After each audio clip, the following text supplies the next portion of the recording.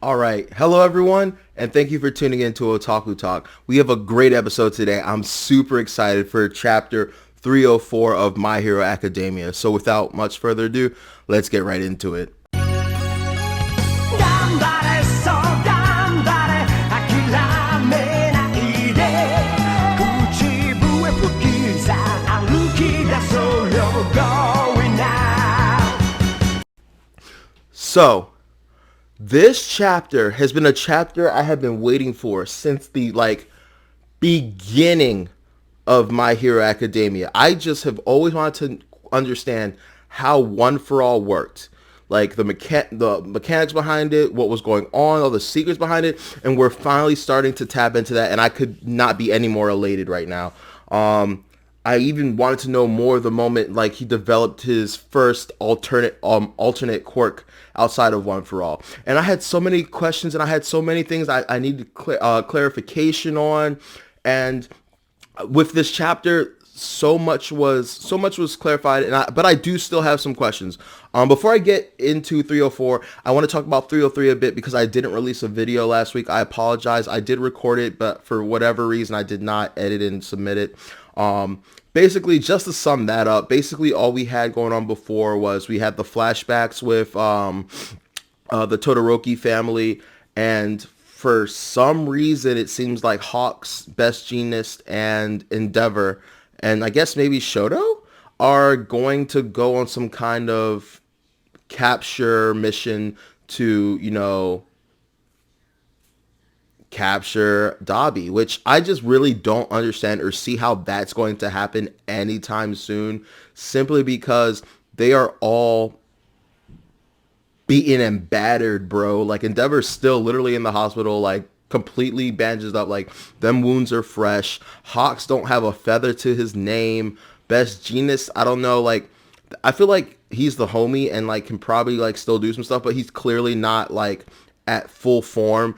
And then just like what, like the UA students, are they gonna help? Like I don't think so. It seems like it's supposed to be a small collective group, and I just do not see how they have the capacity or ability to be able to take on Dabi, especially seeing as how Dabi most likely isn't going to be alone, and he's already like shown tremendous strength. So anyway, yeah, that's all I wanted. That's all I really have to say on 303 in this video.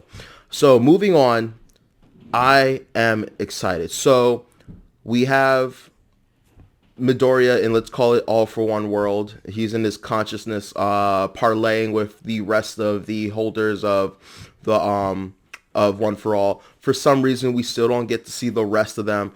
Basically, from the way they describe it, it seems like the more and more the power develops in Midoriya, the more and more access he'll have to the other quirk users. Why he doesn't have access to them now, I don't know. I have a couple theories. I will discuss those theories after I basically get into what we learned, and let's break it down, right? All right, so the first thing, right?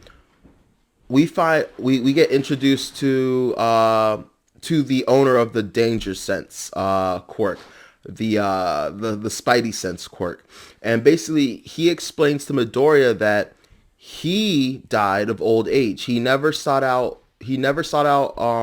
All for One.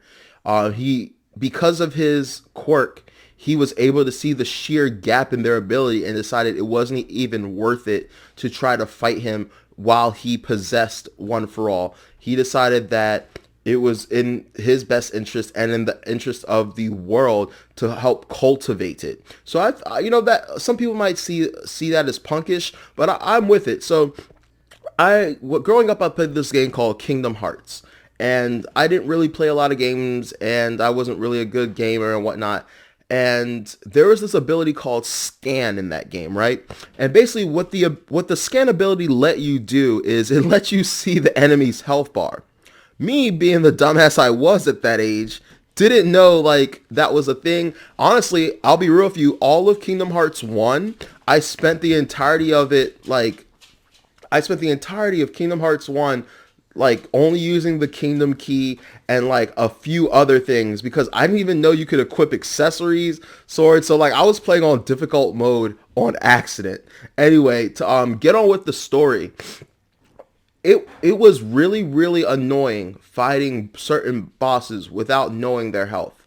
Then when I found Scan, it was like both a double-edged sword because like, oh, finally I can see how much health someone has and like how much I have to take away, but also it puts that goal in front of you. It puts it square in your face like, hey, this is how much they have, this is what you're responsible for like taking care of. And at that time it really showed like before that, obviously, a boss is a boss, right?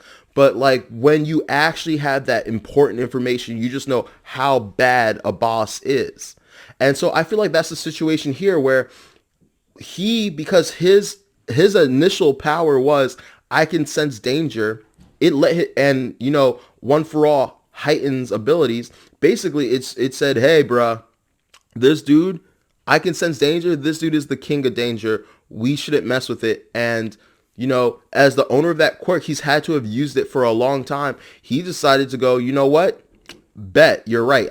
You're like, why would I do that? And so decided my efforts would be best used towards, increasing the stockpile, making the power stronger, which is something else I'm really interested about because like, so what we've understood is One for All is a power that stockpiles, right? But like, how exactly does it stockpile? And for example, the way I always figured it was every time it got an additional quirk, it got stronger, right?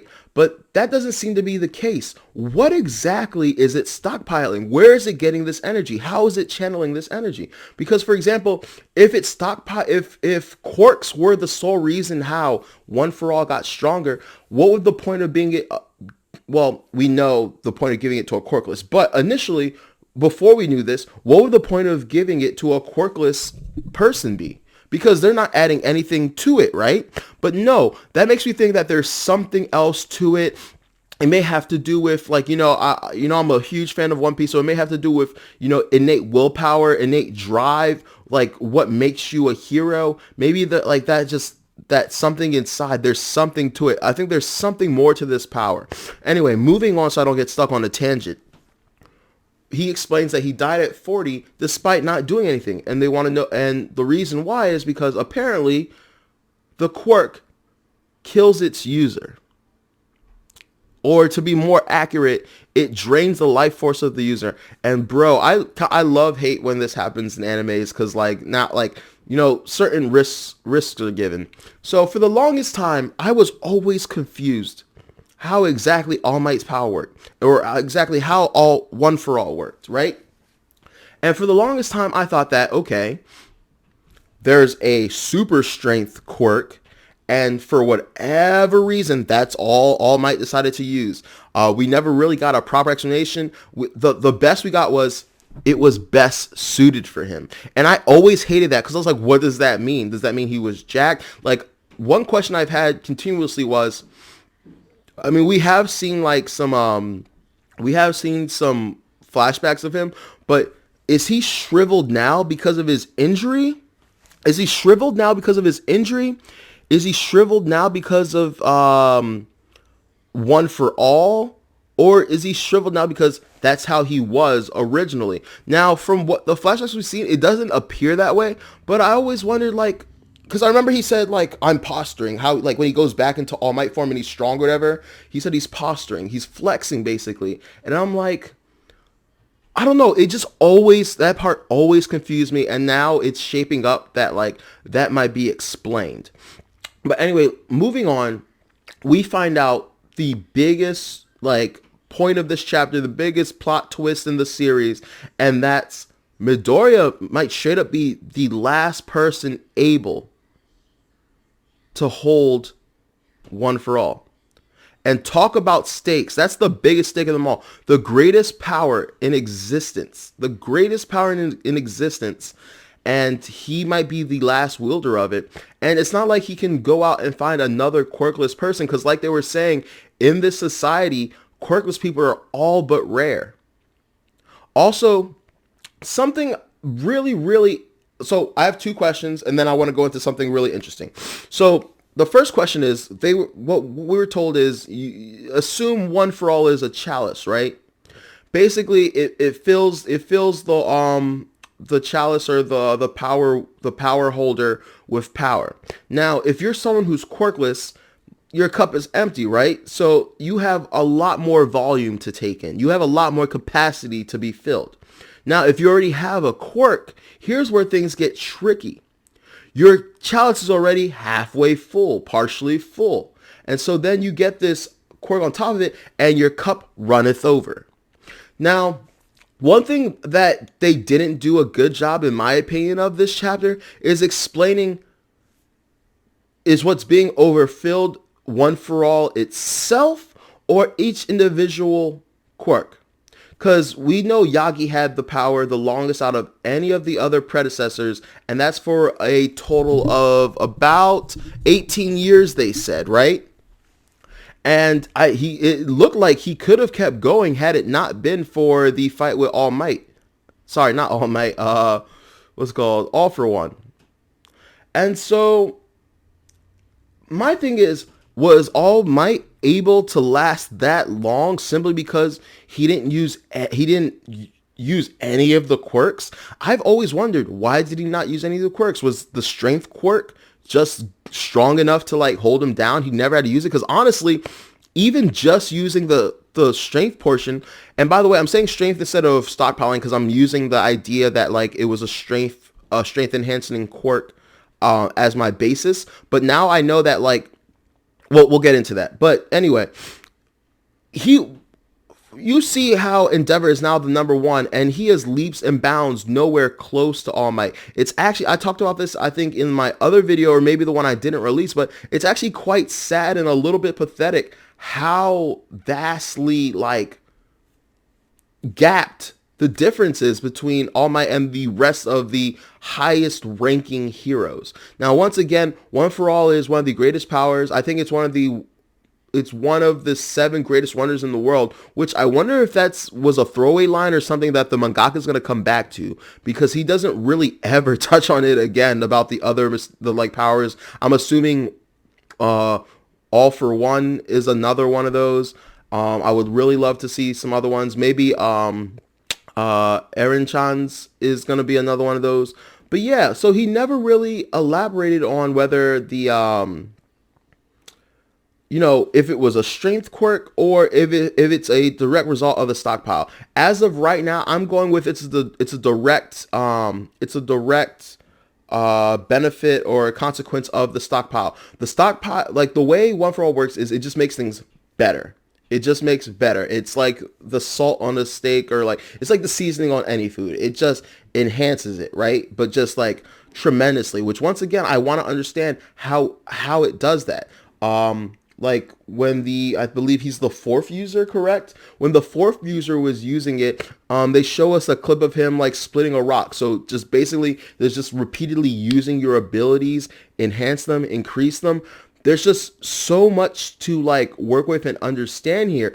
And I just want to know, once again, like it's never discussed, but I really want to know All Might's reasons. Like I need something more than, oh, it just, it fit me more. It was more well suited for me, for like why he would use that quirk. At the end of the day, there's no real argument, because he never really needed any other aspect of that quirk, which really just honestly makes All Might that much cooler of a character. Because like before, we were just like, oh, he's just this powerhouse and like he has this power and that's why he's so strong. But no, like now that Midoriya has this power, he's still nothing on All Might's level. So like, I don't know, like that to me is just really, really interesting. Really interesting. So there's that aspect, right? So next up, we have to ask ourselves, okay, so because he is quirkless,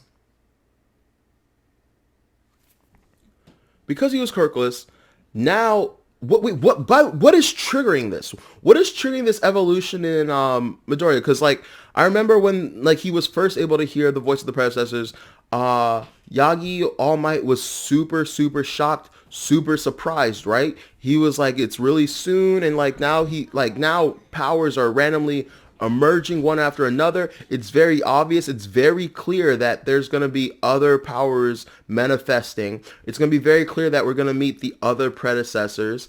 Another question I have is, why can't he really speak in this domain? Is it because the more of his essence he puts in, he loses or puts into One for All? Is he gonna have a more tangible consciousness inside this let's call it Quirk world, One for All world? So like it's really interesting. It's real, like this whole chapter just had my brain pistons firing on all cylinders, because like there's so many places to go from here. And I think my camera's dying, so I'm gonna leave it off with this thought. The last thought, there's something else that I was really interested in, is besides quirkless people, it kind of seems like, don't get me wrong, but it kind of seems like all the people that did have quirks when it was passed down had pretty shitty quirks, had some really boo-boo quirks. So let's talk about it. The first one Deku gets was Black Whip, which, don't get me wrong, seems really cool. At the time, like me, that alone seemed really cool, seemed really powerful. But once again, you have to realize that One for All's power, besides letting you stack multiple quirks, is that it empowers those quirks. So, the form of Black Whip we saw was a One for All enhanced version of Black Whip. Who's to say that when the dude originally had it, it wasn't trash? Basically, I'm starting to see like a pattern here where the current wielder of One for All seeks someone who's either quirkless or has a shitty power, but has the heart of a hero, which I think is gonna be the main definitive thing. Like, how One Piece has hockey and willpower. I think there's gonna be something akin to that's what One for All is tapping into. That's what it's using to stockpile your desire to be a hero, your desire to act, your desire to exact change and justice and peace into the world. I think that's what that whole thing is all about. So Black Whip by itself doesn't seem that great. Honestly, when he got it, the first thing I thought of was the tape homie, the dude that can shoot tape out and swing from it and stuff like that.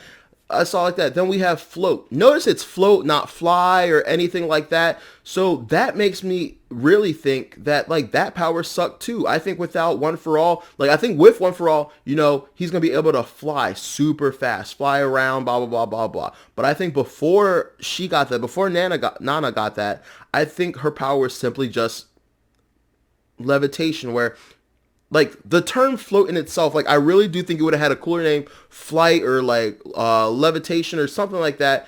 But the fact that when you think float, you don't think fast, you don't think high, you don't think anything like that. You just think whoop, floating. You think bubbles. And I think once again, that's a power that One for All made super powerful. Then another one, Danger Sense. Honestly, that's a great power, but not in and of itself. When you're someone like Spider-Man, or you're someone with when you already have abilities, having the a Danger Sense, it's really awesome. But like honestly, that's no better than being quirkless.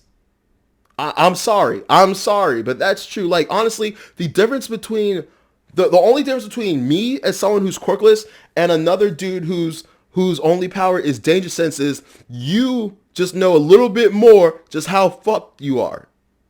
Like me and you, we see a super powered person. I see his whole body, let's say, turn into electricity. I'm like, fuck. And I'm about to run out. He's like freaking out because like, while I can only kind of perceive how screwed I am. He knows exactly how screwed he is. So like I said, not really a useful power by in and of itself, because you can't do anything with it. When you have other powers, when you have super speed, super strength or whatever, you can know I gotta dodge here, I can use my super speed to adjust, danger here, blah, blah, blah. Otherwise, like, oh cool, I mean, like, it's like a meteor falling at me. Oh, I'm in danger. I'm in danger. But like, unless I can avoid it or do anything about it, then cool. So I think that's going to play a big part into the series, that you either had to be quirkless or you either had to have a shitty power. Also, another thing that makes me think, the shitty another theory I have about the whole having shitty powers thing is I think that you're a lot more likely to be humble when you have a shitty power. When you have a broke power, you're probably you're already doing like the best you can do. You're already putting in a lot of work, right? Um, you're doing your best. You're going above and beyond. But I think that like, you know how they say like courage versus bravery or something like that. I don't know what I'm getting at. Basically, what I'm getting at is like Usopp. I'm sorry, I keep bringing things back to One Piece, like, and I'm talking about My Hero, but I have to do it because One Piece does things so phenomenally. Technically, you know, Usopp is seen as like a coward, a chicken, right? But honestly, if you chalk it down in like power scale, he's one of the bravest, most courageous people in the series, just because despite not being strong, despite not having the half, like a quarter, a fraction of the abilities that the people in this world have, he still tussles. He's still like, yes, it's like sometimes he's forced to, but he still tries. And like, I think that's more respectable than someone that can fighting than someone who can't fight, but saying, you know what? I can't fight, but I have to defend myself. I have to stand up for myself. And I think that's partially why, you know, people with relatively shitty quirks were the ones who were blessed with One for All, because it's like, hey man, when you couldn't do anything, you still tried to do something. So now I'm going to give you the ability to do something. And I know because of how you came up, you're going to do the best you can with this ability. And I think that's awesome. And I really think that's going to be part of the plot in all of this and like the decision making on why people were chosen. Think about Mirio for a while. Mirio's ability is only good because he made it good. Remember the flashbacks? That shit was crappy. Oh, I can go through things. Oh, I can't, like, if I solidify a shootout. But he, instead of focusing on all the weaknesses of the ability, figured out how to turn those weaknesses into strengths. And now, even without One for All, he is a mighty hero. He was one of the top 3 in his class. And so, like I said, it's not just about like your ability, but it's what you do with it. It's about your mindset. And I think all the predecessors of One for All had incredible mindsets. So anyway, I'm going to leave the video there.